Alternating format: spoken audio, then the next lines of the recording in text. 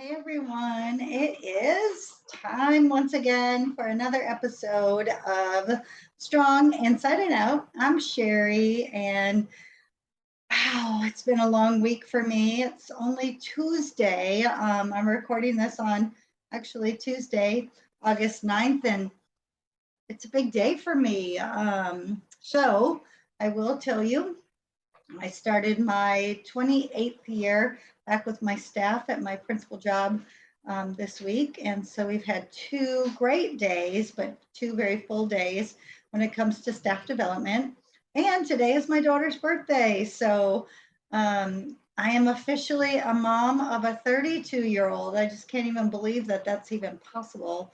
I reposted something on my personal Facebook today of her as a young baby and growing through the years and just seeing her beautiful little face and how it's grown and what a wonderful woman she has become, strong inside and out, just like I talk about a lot. But that's always a great day for me because August 9 was one of the greatest days of my life ever. And it's still hot in Houston. So, we're still in the midst of summer and all of the things. So it's just been a long week and a lot going on. But I am here today to talk with you all this week about um, just going back to this whole concept of healthy living. So I have spent time before blogging and posting on social media different things about my own personal journey with fitness, and I haven't been able to really share those here. So I thought today might be a great day to do that and just kind of tell you where I'm coming from. My disclaimer: I am not a personal trainer. I am not a nutritionist. I'm not a dietitian. I don't have any of that in my background. What I do have in my background, though, because when I was 6 years old and I decided to become a teacher, I actually decided to become a PE teacher. And there was a reason for that. Um, just to kind of give you history, I always felt like I knew I wanted to be a teacher, but I felt like I wanted to be one of those teachers that could help people learn how to live a healthy life. So this has always been something that's been on my mind. It's not necessarily about the vanity of it all.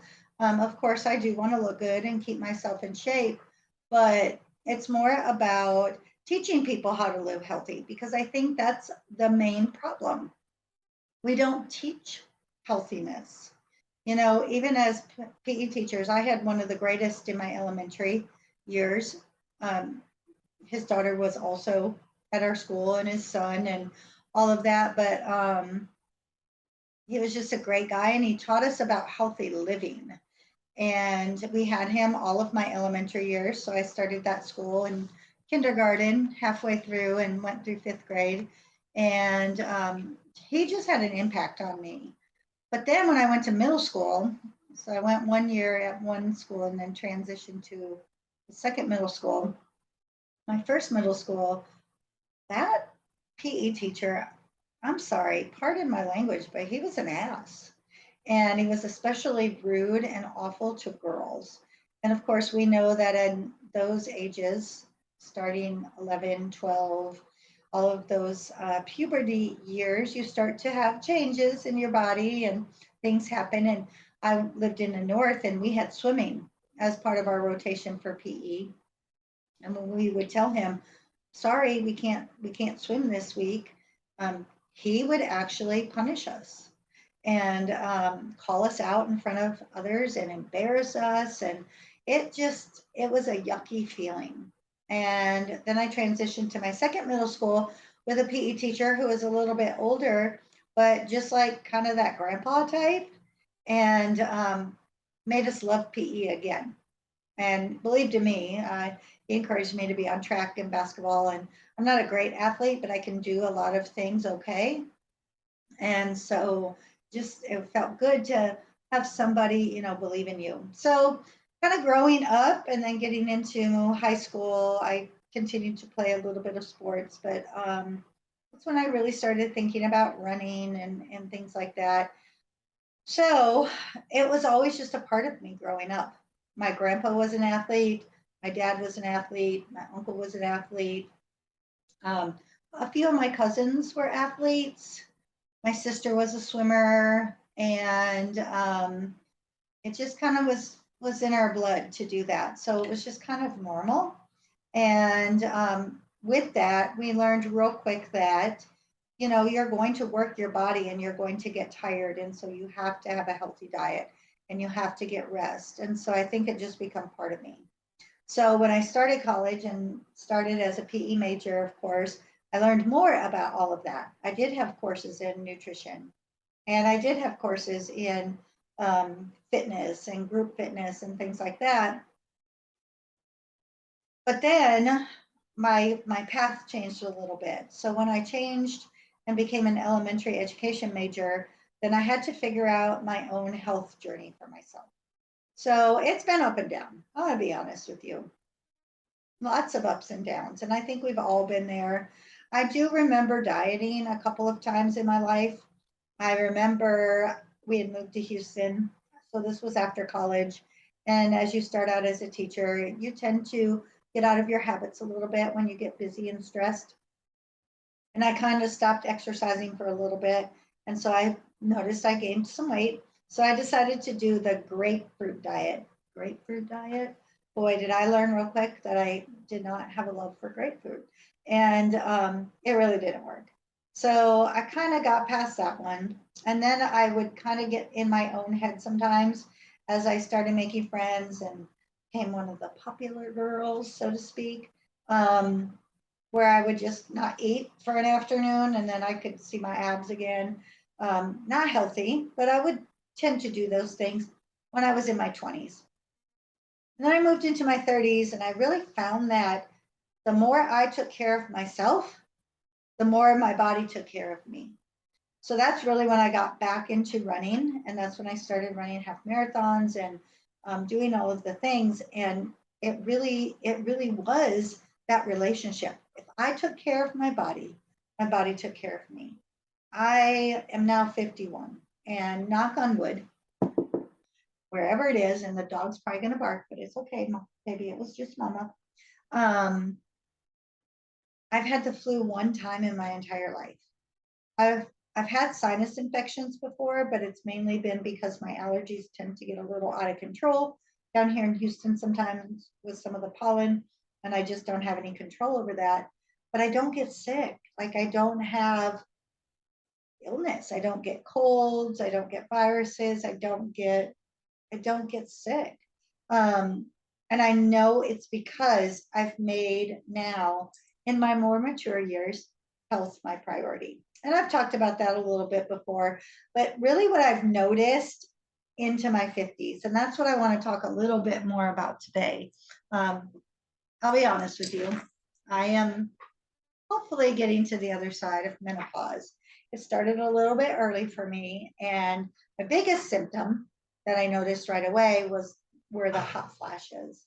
Um, and so those of you out there that are hitting this age, I'm going to tell you, they're real. It's real. Those of you who've been through it, you feel me.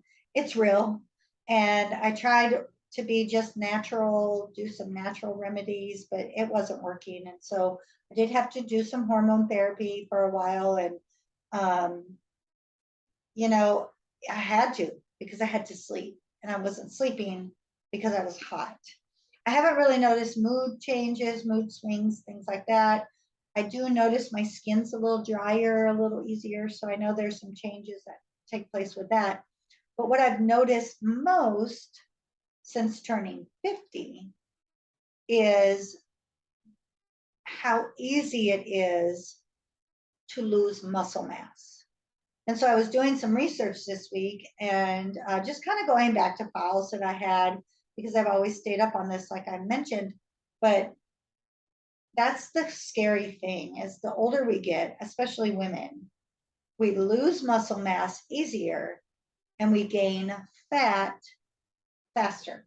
So muscle doesn't turn into fat, but we lose muscle and gain fat. So that's where that myth comes in that muscle turns to fat. It really doesn't, but it can happen really fast. And we know that even beyond that, if you don't keep yourself healthy, the bone loss, the bone density loss increases. So here's what I've noticed. I started working on starting my business this year in 2022. And it really became about February where I decided I'm going to work on my coaching certification. I'm going to start blogging more often. I'm going to start getting a course ready. I'm going to do a launch in May. I did the launch in May. I'm going to teach the course. That was 6 weeks. So that took me into the middle of July. I'm going to take a little time off and I'm going to do a little traveling, some for work, some for pleasure. But when I wasn't out of my element, I wasn't out running, I wasn't out working out. And I noticed that my workouts have become backseat to my other priorities right now. So of course, school is about to be back in session. We're full swing and getting ready. So that's a big commitment. And then now my business, I started with a new business coach. I have my personal coach. I have my group coach.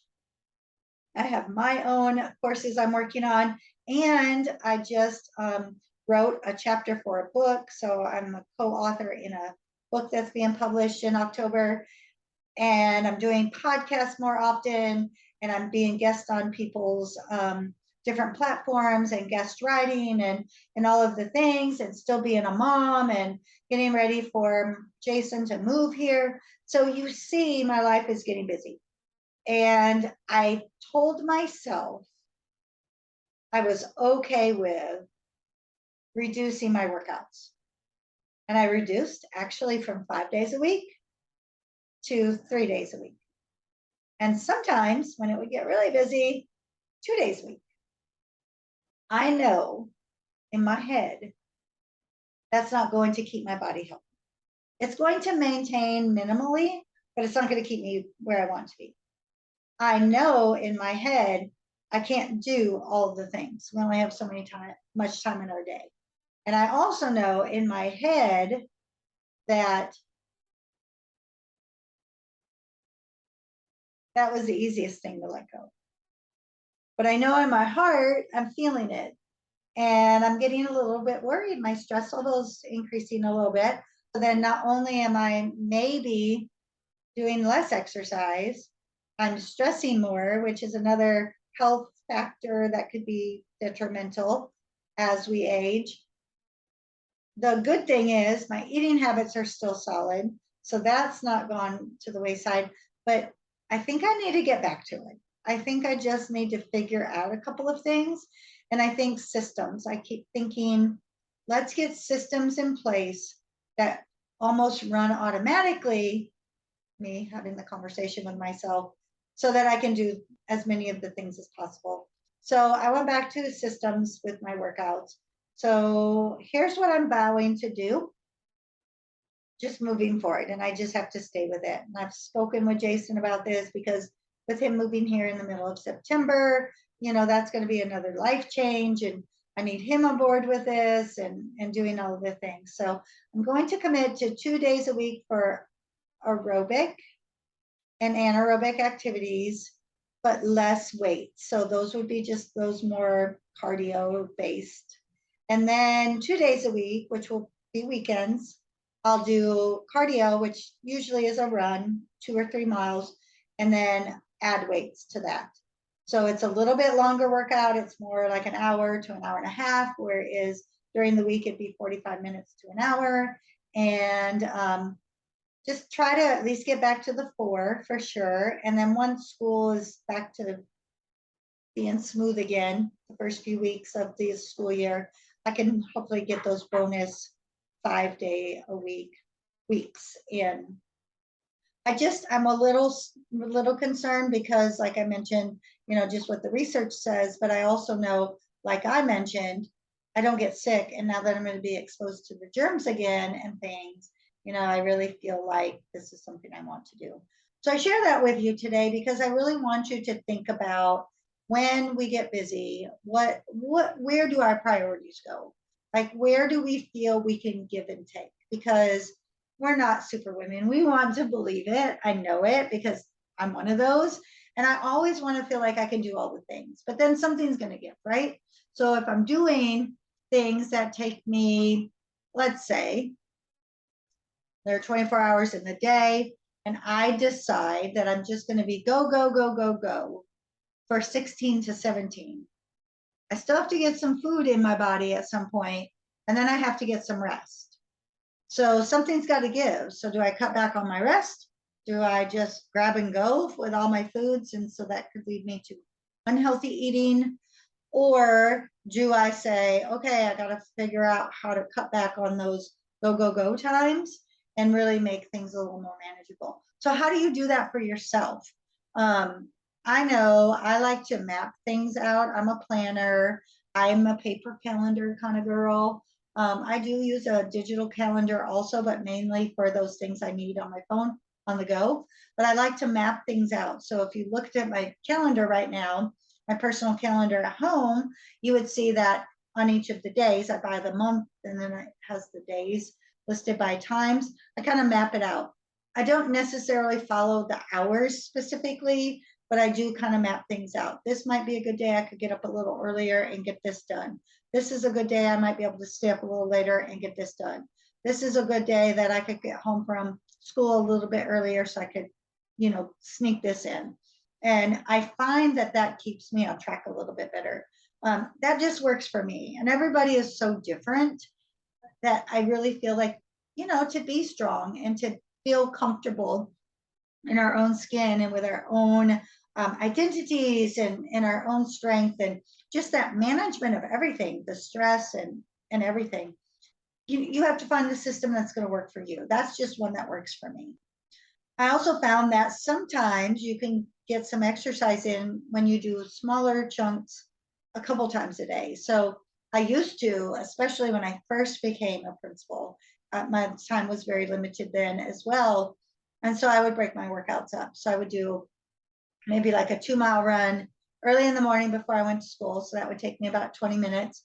And then I would do a 30-minute workout when I got home from school. So that would be about 30 minutes. And being a mom at the time as well, I did it like as my daughter was having activities. So if I knew she had to go to swim practice, for example, I took her to the swim practice, I did my workout, I took a fast shower and I picked her up.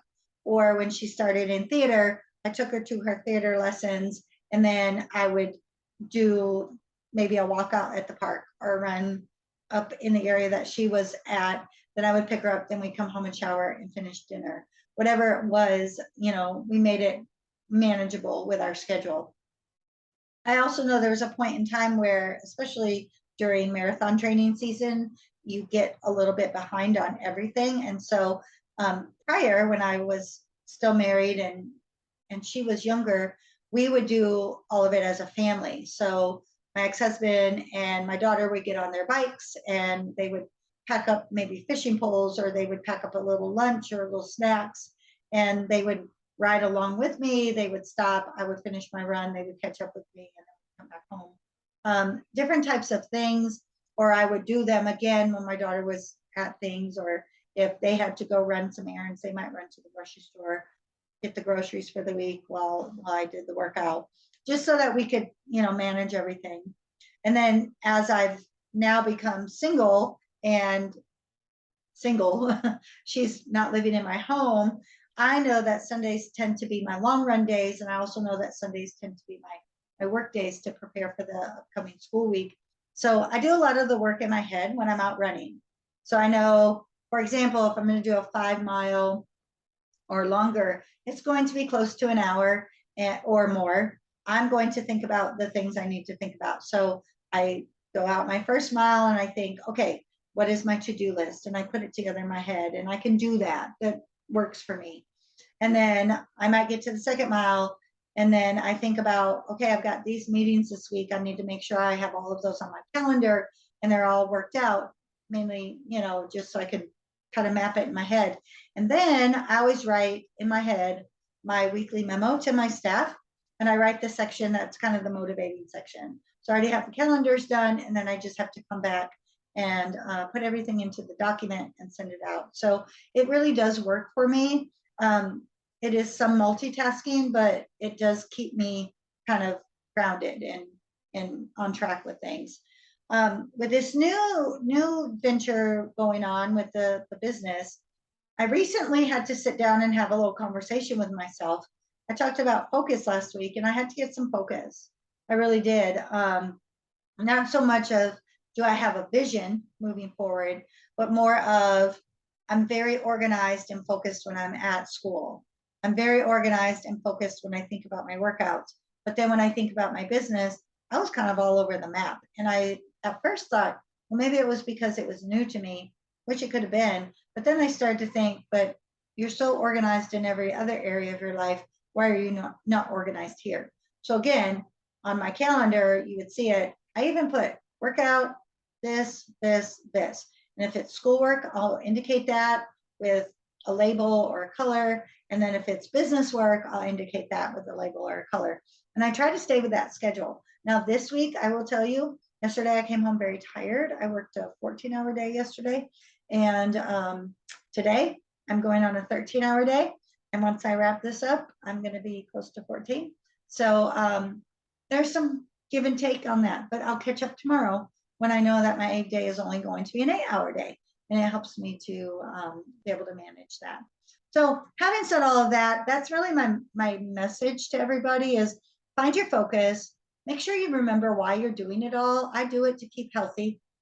I really do. The other part is a bonus. And then really give yourself some kind of system to be able to get there. But don't forget that health and wellness is super, super important. We have so much stress in our lives. We have so many things we just go, go, go and do, especially if you live in the United States. I've heard other countries. I've been meeting other people from other countries.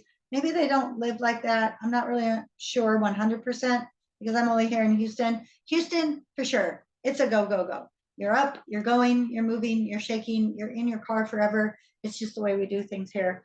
But we also have to remember that kind of lifestyle is not always going to be the one that keeps us going for all of the years in our life that we want to live. So take that time to think about that. And then remember, as you get older, life is going to change a little and things are going to change a little. Keep yourself committed. And then I'm going to keep checking in on you with this because I have to have some kind of accountability for myself as well, because I don't want to start deteriorating in my health. 51, I know it's not old. It's like the new 40, right? But it's going to sneak up on me. It's going to sneak up on me fast, and especially with the way our bodies age. So until next time, those are my lessons for today. Enjoy your week. I hope it's not so hot where you are. I hope you're getting some rain. And I hope that if you are getting ready to start school and you're a mom or a dad or a grandma or grandpa, just give your kids a little extra love because it's stressful the first couple of weeks of school. If you are connected to a teacher, please give them a lot of extra love. I have one in my life. My 32-year-old is starting her new school year at a new district in a new position. And, I know she's a little bit stressed about that. And if you have a principal in your life, give them love because it all comes back on us. But most importantly, don't forget to love yourself. Keep yourself strong on the inside and out. I'll see you next time.